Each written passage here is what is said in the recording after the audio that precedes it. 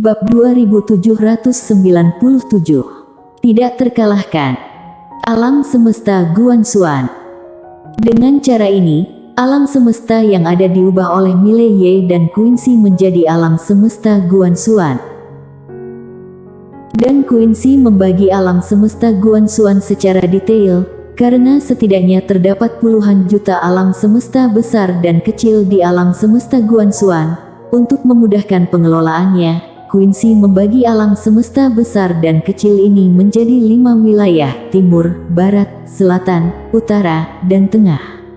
Oleh karena itu, kini alam semesta Guanxuan terbagi menjadi alam Xuan Selatan, alam Xuan Utara, alam Xuan Timur, alam Xuan Barat, dan dunia tengah. Tak hanya itu, Quincy juga merumuskan diagram alam semesta dari alam semesta Guanxuan, yang memungkinkan makhluk-makhluk di alam semesta Guanxuan mempunyai pemahaman yang lebih jelas tentang alam semesta Guanxuan. Selain itu, ia juga meminta Paviliun Xianbao untuk membangun puluhan juta formasi teleportasi di alam semesta Guanxuan, sehingga sangat mempersingkat waktu antar pertukaran di setiap alam semesta. Perlu disebutkan bahwa formasi teleportasi ini menghabiskan banyak uang. Di alam semesta saat ini, apakah itu alam semesta Guanxuan atau alam semesta tanpa batas, hanya Quincy, seorang wanita kaya, yang memiliki sumber daya keuangan untuk membangun banyak teleportasi dalam waktu singkat. Meskipun formasi teleportasi menghabiskan banyak uang, tidak akan lama lagi formasi teleportasi ini akan memberinya penghasilan tetap. Konfusianisme dan Taoisme yang ditulis oleh Quincy menimbulkan sensasi yang sangat besar ketika diterbitkan, terutama di Akademi Guanxuan, yang menarik banyak sarjana menjadi gila. Dan buku hebat ini juga akan mengubah sistem budidaya alam semesta Guanxuan yang ada. Konfusianisme. Ada satu dunia lagi. Ketika Quincy memilih untuk membantu Akademi Guanxuan segera berkembang pesat. Setelah berpisah dengan Quincy, Mileye sampai di puncak gunung bernama Gunung Keramat, dan di kaki gunung tersebut terdapat alam semesta Guanxuan adalah Akademi Guanxuan yang paling terkenal. Mileye berdiri di puncak gunung dan melihat ke bawah. Di akademi, suara membaca tidak ada habisnya. Akademi Guanxuan. Mileye merentangkan telapak tangannya dan gumpalan jiwa pedang perlahan melayang. Jiwa pedang dunia. Pada saat ini, jiwa pedang dunia akan mengalami perubahan besar setiap hari, karena setiap hari ia dapat merasakan kekuatan kepercayaan yang tiada habisnya. Sesaat kemudian, Mileye tersenyum tipis, menyingkirkan jiwa pedang dunianya, lalu berkata, "Pak Tua Zhang." Begitu suara itu turun, Ben Zhang muncul di samping Mileye dalam hitungan detik. Mileye berkata dengan lembut, "Apakah ada pergerakan di alam semesta tanpa batas?" Ben Zhang menggelengkan kepalanya, tidak ada gerakan. Mileye perlahan menutup matanya. Saat ini, seorang wanita berjalan perlahan dari samping. Mileye berbalik. Ketika dia melihat orang itu datang, dia sedikit terkejut. Orang ini adalah wanita berlutut yang dia lihat di klan neraka saat itu. Wanita itu memandang Mileye, "Klan neraka, butuh bantuanmu." Mileye mengangguk tanpa ragu sedikit pun, "Ya. Apa yang kamu ingin aku lakukan?" Wanita itu berkata dengan suara yang dalam, "Kondisi kehidupan di neraka semakin buruk. Oleh karena itu, kami ingin memindahkan seluruh keluarga kami ke alam semesta Guanxuan. Namun, mereka di alam semesta tanpa batas tidak akan membiarkan kami keluar seperti ini, terutama klan Moro." Setelah hening beberapa saat, Mileye berkata, "Aku akan menanganinya." Wanita itu mengangguk, "Oke." Setelah Mileye bermeditasi sejenak, dia tiba-tiba berbalik dan menghilang. Saat berikutnya, dia datang ke Paviliun Xianbao. Di lantai atas Paviliun Xianbao, Quincy sedang menulis sesuatu tiba-tiba mendongak, dan ketika dia melihat Mileye, dia sedikit terkejut, lalu tersenyum, apakah ada masalah? Mileye tersenyum dan berkata, aku ingin meminta bantuanmu. Quincy meletakkan penanya dan berkata sambil tersenyum, ada apa? Mileye berkata dengan suara yang dalam, ayo pergi ke alam semesta tanpa batas lagi. Quincy berkata dengan serius, apakah hanya kita berdua? Mileye tersenyum tipis, saat ini hanya kita berdua. Kuila terlalu sibuk sekarang, Katian sedang pelatihan tertutup, satu-satunya yang bisa dia temukan adalah Quincy. Quincy berkedip, apakah kita akan dikeroyok? Mileye tersenyum dan berkata, mungkin. Quincy tiba-tiba memegangi perutnya dan berkata dengan sedih, perutku sakit. Aku khawatir aku tidak bisa pergi. Mileye cemberut, jika ada perkelahian, aku dapat menghubungi Kuila untuk meminta dukungan kapan saja. Quincy berpikir sejenak, lalu bertanya, benarkah? Mileye mengangguk. Quincy tiba-tiba berdiri dan berjalan ke arah Mileye, aku bisa mengikutimu, tapi setelah kita sampai di sana, kita harus melakukan sesuatu dulu. Kamu harus membantuku dulu. Kamu mau? Mileye sedikit penasaran, ada apa? Quincy berkata dengan serius, arkeologi. Mileye. Setengah jam kemudian, Mileye meninggalkan alam semesta Guanxuan bersama Quincy dan wanita dari klan neraka. Nama perempuan dari klan neraka adalah Desi. Dia adalah saudara perempuan dari Sela dan dia juga merupakan ketua klan dari klan Sela sebelumnya dan kekuatannya juga berada di puncak alam bencana.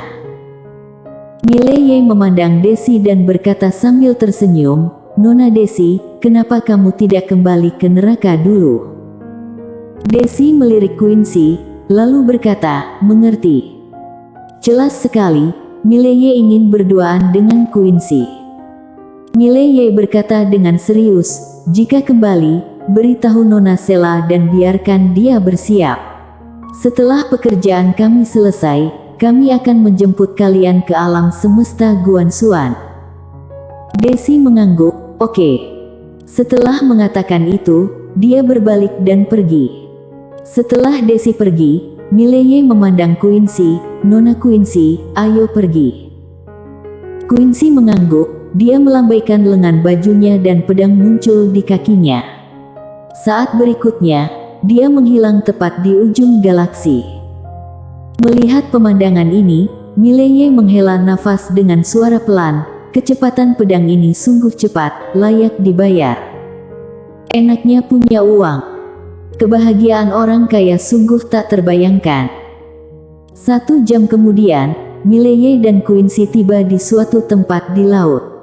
Setelah terbang dengan pedang mereka selama hampir setengah jam di lautan luas, sebuah pulau besar muncul di mata keduanya. Mileye melirik ke pulau itu dan sedikit mengernyit. Tanpa sadar dia menarik lengan Quincy, bahaya. Quincy berkedip, lalu mengambil selang panjang dan menaruhnya di matanya, melihatnya dan berkata sambil tersenyum, itu tidak berbahaya. Mileye memandangi tabung panjang itu dengan rasa ingin tahu, apa ini? Quincy tersenyum dan berkata, cermin alam semesta, Anda dapat melihat seluruh alam semesta dalam sekejap. Mileye berkedip, sangat kuat. Quincy mengangguk, aku masih mengembangkan. Ketika perbaikan berhasil, aku bisa melihat alam semesta di luar alam semesta tanpa batas dalam sekejap. Mileye berkata dengan suara yang dalam, alam semesta di luar alam semesta tanpa batas. Quincy menoleh untuk melihat ke arah Mileye, apa kamu tidak tahu? Mileye tersenyum pahit, apakah ada alam semesta di luar alam semesta tanpa batas? Quincy mengangguk, ya. Sambil berkata begitu, dia menatap Mileye dan tersenyum tipis, kamu kenal Bima Sakti? Mileye mengangguk, aku mendengarnya. Quincy berkata lirih, dahulu kala, orang-orang di Bima Sakti mengira bahwa planet yang mereka tinggali adalah inti alam semesta, namun kemudian semua orang menyadari bahwa planet kecil berwarna biru yang mereka tinggali bukanlah inti bumi, hanya saja ia adalah setitik debu di tata surya dan kemudian dibandingkan dengan Bima Sakti, tata surya ibarat setitik debu di kaki gunung. Dan belakangan diketahui terdapat galaksi yang tak terhitung jumlahnya seperti Bima Sakti dan alam semesta. Sambil berbicara, dia menggelengkan kepalanya sedikit. Bima Sakti sendiri memiliki setidaknya ratusan miliar planet. Mileye terdiam. Quincy tersenyum tipis, sama seperti dulu. Sebagian besar kita di bumi mengira bahwa hanya ada satu jenis makhluk hidup di bumi di alam semesta ini. Namun ketika kita keluar dari tata surya dan Bima Sakti, kami menemukan bahwa sebenarnya ada manusia di luar. Banyak sekali peradaban cemerlang di alam semesta.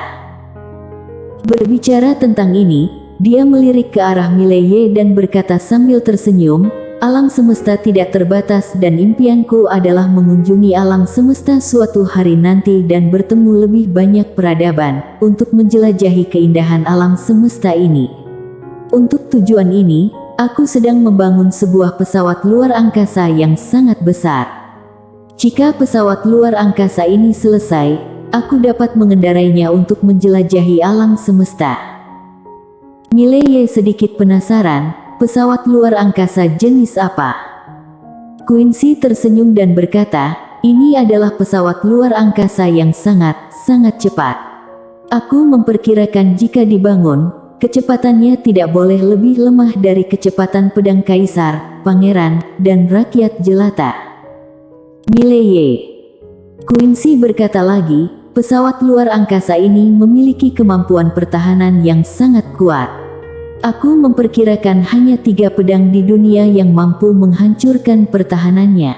Sekarang, aku sedang membangun kemampuan serangannya. Mileye berkata dengan suara yang dalam, jika dibangun, seberapa mematikannya?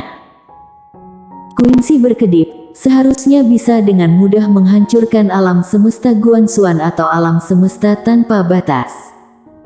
Ekspresi Mileye membeku. Quincy menambahkan, tapi itu belum cukup. Aku masih membangun senjata dewa. Sayangnya, aku masih kekurangan uang sekarang. Kekurangan uang. Mendengar hal tersebut, Mileye kaget, apa yang akan kamu bangun? Uangmu tidak cukup. Quincy berkata dengan serius, harganya sangat mahal. Pesawat luar angkasa itu sendiri telah membakar 30 triliun nadi zuyuan milikku. Dan senjata dewa. Berhenti. Mileye tiba-tiba berkata dengan kaget, 30 triliun nadi zuyuan. Nadi zuyuan.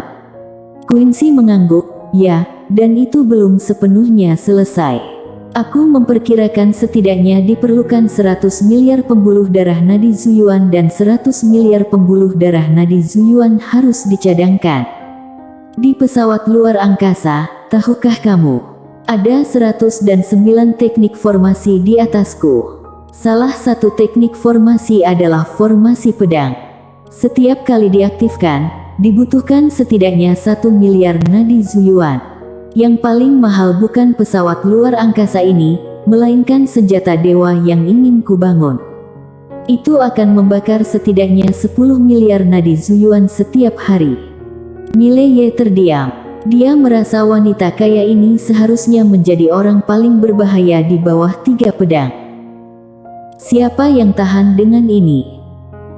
Namun sebelumnya, ketika aku memiliki ratusan miliar nadi alam semesta, aku masih naif dan berpikir bahwa aku bisa membandingkan sumber keuanganku dengan wanita kaya ini.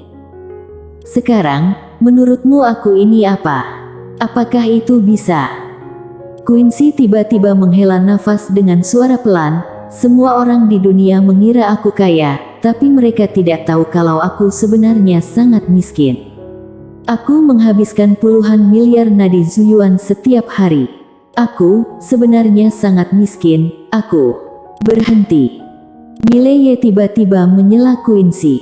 Dia memandang Quincy dan tersenyum pahit, Nona Quincy, jangan lakukan ini. Tolong pertimbangkan perasaanku.